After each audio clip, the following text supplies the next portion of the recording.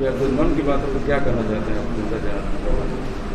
देखिए, आज तो वह कारगिल युद्ध का 81वां वर्ष है। मैं पहले उस कारगिल युद्ध में शहीद हुए सभी वीर सेनानियों को मैं नमन करता हूं, उनको सैल्यूट करता हूं। उनके पराक्रम पर देश को गर्व है। जिस तरीक़ा से कारगिल युद्ध में हमने विजय हासिल की है, आज हमारा विजय दिवस भी है कारगिल युद्ध के अवसर पर, जो हमने विपरीत परिस्थिति में, क्योंकि वहाँ पाकिस्तानी सेना ऊपर थी, हमारी सेना नीचे थी, और उस पर भी हमारे वीर, उस सेनानियों के, वीर सैनिकों के पराक्रम से हमने कारगिल को फतह किया, विजय प्राप्त किया। इसलिए भी मैं आज के दिन को मैं नमन भी करता हूँ, और उस देश के वीर सेनानियों को जिन्होंने उसमें शहादत दी, या फिर जो सब कारगिल युद्ध में जिन लोगों ने अपने लड़ाई लड़ी, उस सबको और उनके माता पिता परिजनों को भी मैं हृदय से नमन करता हूं, और उनके उस शहादत को मैं सैल्यूट करता हूं। हम देश के उन वीर सैनिकों को भी सैल्यूट करता हूं, जो आज भी सीमाओं की रक्षा के लिए अपने शौर्य और पराक्रम के साथ इस देश की सीमाओं की सुरक्षा करने का काम कर रहे हैं। विभिन्न देशों के सीमाओं पर जहां भारत की सीमाएं लगी है वहां।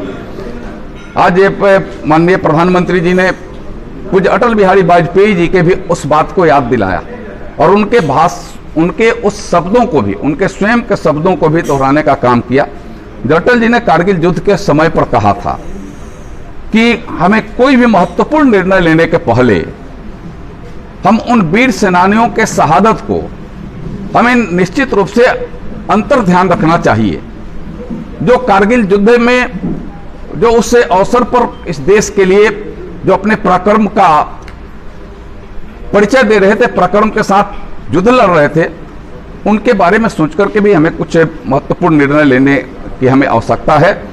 यह बात फिर माननीय प्रधानमंत्री जी ने अपने मन की बात के उस माध्यम से देश के युवाओं को भी प्रेरित करने का काम किया है। हम उन युवाओं को भी अपनी शुभकामना देते हैं, और उन युवाओं के माध्यम से देश के तमाम युवाओं में भी प्रेरणा आए, जो अपने परीक्षाओं में उत्तीर्ण तो होते ही हैं, उत्तीर्ण के बाद एक सर्वाधिक अंक प्राप्त करने का काम करते हैं।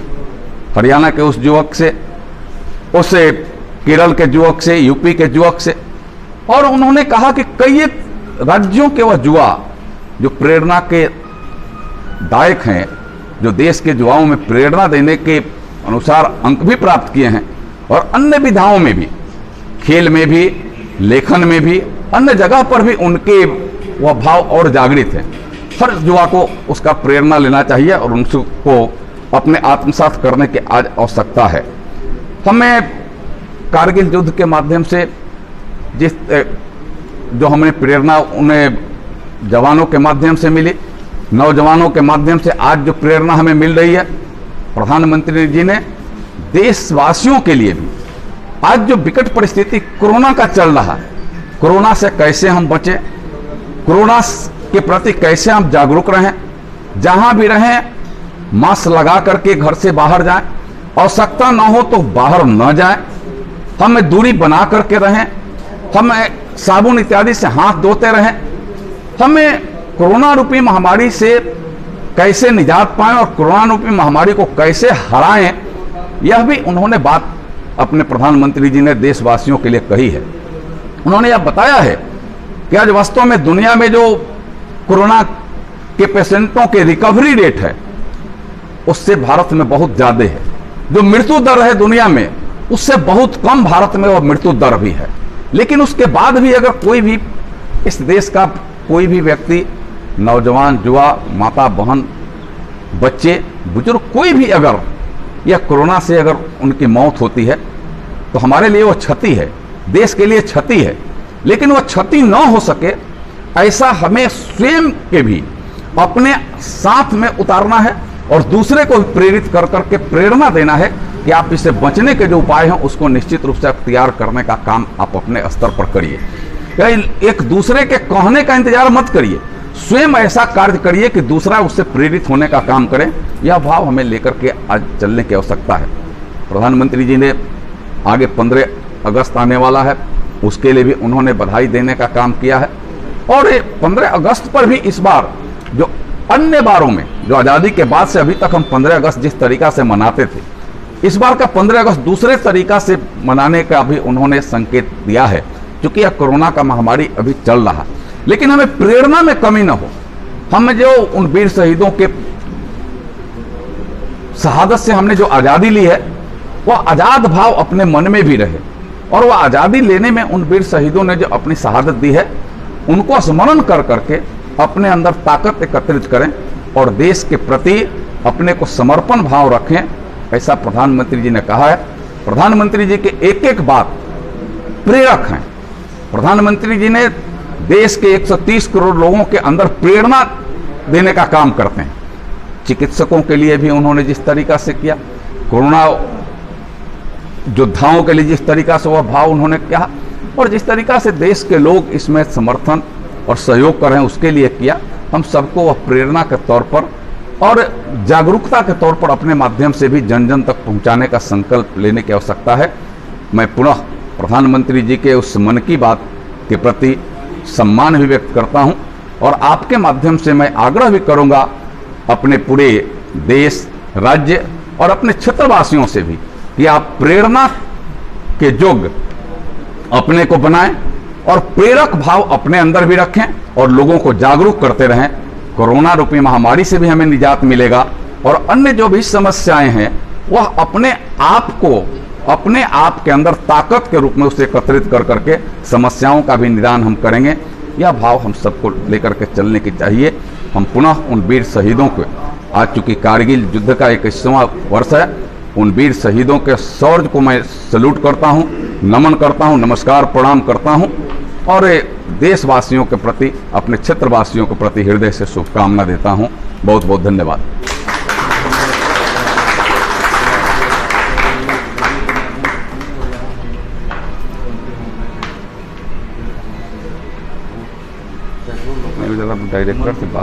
डायरेक्टर से अगर बात हो जाए तो बात भी कराओ। हाँ, नमस्कार। देश को ड्रैगन फ्रूट का आयात न करना पड़े, ये एक आत्मनिर्भरता की बात है। साथियों, जब हम कुछ नया करने का सोचते हैं, इनोवेटिव सोचते हैं, तो ऐसे काम भी संभव हो जाते हैं जिनकी आम तौर पर कोई कल्पना नहीं करती। जैसे कि बिहार के कुछ युवाओं को लीजिए, पहले सामान्य नौकरी करते, एक दिन उन्होंने ट्राई किया, वो मोती यानी फल की खेती करते। उनके क्षेत्र में लोगों के बारे में बहुत पता नहीं था, लेकिन इन लोगों ने पहले सारी जानकारी जुटाई, जयपुर और भुवनेश्वर जाकर ट्रेनिंग ली और अपने गांव में ही मोती की खेती शुरू कर दी। आज ये स्वयं को जिनसे काफी कमाई कर ही रहे हैं। उन्होंने मुजफ्फरपुर, बेगूसराय और पटना में अन्य राज्यों से लौटे प्रवासी मजदूरों इसकी ट्रेनिंग देनी भी शुरू कर दी। ट्रेनिंग लोगों के लिए इससे आत्मनिर्भरता के रास्ते खुल गए। साथियों, अभी कुछ दिन बाद रक्षाबंधन का पावन पर्व आ रहा है। मैं इन दिनों देख रहा हूँ कि कई लोग और संस्थाएं इस बार रक्षाबंधन को अलग तरीके से मनाने का अभियान चला रहे हैं। कई लोग इसे वोकल और लोकल से भी जोड़ रहे हैं, और बात ही नहीं है, हमारे पर्व, हमारे समाज के, हमारे घर के मासी किसी व्यक्ति का व्यापार बढ़े, उसका भी पर्व खुशहाल हो, तब पर्व का आनंद और ही हो जाता है। सभी देशवासियों को रक्षाबंधन की बहुत बहुत शुभकामनाएं। साथियों, 7 अगस्त को नेशनल हैंडलूम डे, भारत का हैंडलूम, हमारा हैंडीक्राफ्ट अपने आप में सैकड़ों वर्षों का गौरवमय इतिहास समेटे हुए है। हम सभी का प्रयास होना चाहिए कि न सिर्फ भारतीय हैंडलूम और हैंडीक्राफ्ट ज्यादा से ज्यादा उपयोग करें, बल्कि इसके बारे में हमें ज्यादा से ज्यादा लोगों को बताना भी चाहिए। भारत का हैंडलूम और हैंडीक्राफ्ट कितना रिच है, इसमें कितनी विविधता है, ये दुनिया जितना ज्यादा करेगी उतना ही हमारे लोकल कारीगरों और बुनकरों को लाभ होगा। साथियों, विशेषकर मेरे युवा साथी, हमारा देश बदल रहा है। कैसे बदल रहा है? इतनी तेजी से बदल रहा है कैसे कैसे क्षेत्रों में बदल रहा है। एक सकारात्मक सोच के साथ अगर निगाह डालें तो हम खुद अचंभित रह जाएंगे। एक समय था जब खेलकूद से लेकर अन्य सेक्टर्स में अधिकतर लोग या तो बड़े बड़े शहरों से होते थे या बड़े बड़े परिवार से या फिर नामी ग्रामीण स्कूल या कॉलेज से होते थे। अब देश बदल रहा है। गांवों से, छोटे शहरों से, सामान्य परिवार हमारे युवा आगे आ रहे हैं, सफलता के नए शिखर चूम रहे हैं। ये लोग संकटों के बीच भी नए नए सपने संजोते हुए आगे बढ़ रहे हैं। कुछ ऐसा ही हमें अभी हाल ही में जो बोर्ड एग्जाम के रिजल्ट आए उसमें भी दिखता है। आज मन की बात में हम कुछ ऐसे ही प्रतिभाशाली बेटे बेटियों से बात कर रहे हैं। ऐसी ही एक प्रतिभाशाली बेटी है कृतिका नागर। कृतिका जी हरियाणा में पानीपत से। हेलो कृतिका जी, नमस्ते। इतने अच्छे परिणाम के लिए आपको बहुत बहुत बधाई। धन्यवाद सर। और आपको तो इन दिनों टेलीफोन लेते लेते भी आप थके होगी, इतने सारे लोगों के फोन आते होंगे। जी सर। और जो लोग बधाई देते हैं वो भी गर्व महसूस करते होंगे, वो आपको जानते हैं। आपको कैसा लग रहा है? सर बहुत अच्छा लग रहा है। पेरेंट्स को प्राउड फील करा कर खुद को भी इतना प्राउड फील हो रहा है। अच्छा ये बताइए कि आपकी सबसे बड़ी प्रेरणा कौन है? सर मेरी मम्मी है सबसे बड़ी प्रेरणा तो मेरी। अच्छा आप मम्मी से क्या फील करें? सर उन्होंने अपनी जिंदगी में इतनी मुश्किलें देखी, फिर भी वो इतनी बोल्ड और इतनी स्ट्रॉन्ग है सर। मैं देख देख के इतनी प्रेरणा मिलती है कि मैं अपनी उनकी तरह बनूं। आप कितने पढ़ी लिखी है? सर बीए किया है उन्होंने। बीए किया? जी सर। अच्छा, तो माँ आपको सिखाती भी होगी? जी सर, सिखाती है, दुनियादारी के बारे में हर बात बताती है। तो डांटती भी होगी? जी सर, डांटती भी है। अच्छा बेटा, आप आगे क्या करना चाहते हैं? सर हम डॉक्टर बनना चाहते हैं। देखिए डॉक्टर बनना आसान काम नहीं है। जी सर। डिग्री तो प्राप्त कर लेगी क्योंकि आप बड़ी तेजस्वी हो बेटा, लेकिन डॉक्टर का जीवन जो है वो समाज के लिए बहुत समर्पित होता है। जी सर। तो कभी रात को चैन से सो भी नहीं सकता है, कभी भी पेशेंट का फोन आ जाता है, अस्पताल से फोन आ जाता है, तो रो दौड़ना पड़ता है। इस प्रकार से 24/7 डॉक्टर की जिंदगी लोगों की सेवा में लगी रहती है यस सर। और खतरा भी रहता है।